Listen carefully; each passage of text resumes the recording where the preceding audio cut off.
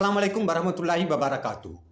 சற்று முன்னர் கட்டாரில் தோஹா வந்து கொண்டு அவங்களோட கேபிட்டலில் ஒரு முக்கியமான ஒரு தாக்குதல் ஒன்றை இஸ்ரேல் நடத்தியிருக்கிறார். அது யார் இருந்த இடம்னு சொல்லி கேட்டால், ஹமாஸ்ல முக்கியமான பொலிட்டிக்கல் லீடர்ஸ் மாதிரி இருந்த ஒரு முக்கியமான ரெசிடென்சியல் ஏரியாவில் ஒரு கட்டிடத்தின் மீது தான் இந்த தாக்குதல் நடத்தப்பட்டிருக்கிறது.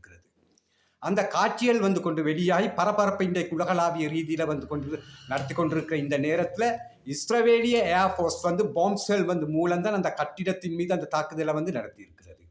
அதில் முக்கியமான லீடர்ஸ்மார் 3 பேர் மோசம் வைத்திருக்கிறார், அதாவது வீர மரணம் அடைஞ்சிருக்கிறார். அவங்க யாருன்னு சொல்லி கேட்டால் கலீல் ஹையா, காலித் மிஷால், அதுவும் மற்றவர்கிட்ட ஜாகிர் ஜபரி என்று சொல்கிற இந்த முக்கியமான அரசியல் துறை பொறுப்பாளர்கள் 3 பேர் மரணம் அடைஞ்சிருக்கிறார்.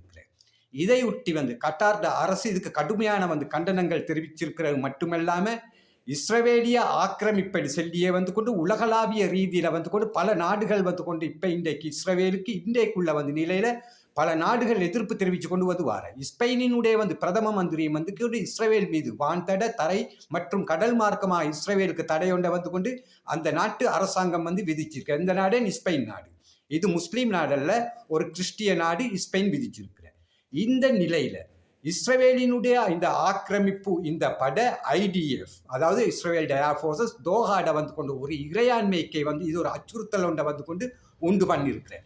இஸ்ரேல் என்று சொல்லிய ஒரு நாடு என்று சொல்லி ஒன்றை ஏற்றுக்கொள்ளாத இந்த உலகத்தில் அநேகமான நாடுகள் இருச்ச போக்குல இறையாண்மை உள்ள ஒரு நாட்டின் மீது நடத்தப்பட்ட இந்த தாக்குதலானது வன்மையாக கண்டிக்கப்பட வேண்டிய ஒரு விஷயமாக இன்றைக்கு ஒரு பெரும் பேசு பொருளாக கூட அமைஞ்சிருக்கிற. இவனுங்க போற போக்குல அவனுங்க நினைச்ச மாய்க்கு எல்லா இடத்துல கொண்டுள்ள ஹமாஸ் கொண்டு போராளிகள் அழிச்சோணும் என்று சொல்லி நினைச்சாலும் காசாட படு தோல்வியை தான் இதை எடுத்து காட்டிய ஒரு தாக்குதலாக இன்றைக்கு உலகளாவிய ரீதியில கொண்டு பல பேர் காணக்கூடியதா இருக்கிற.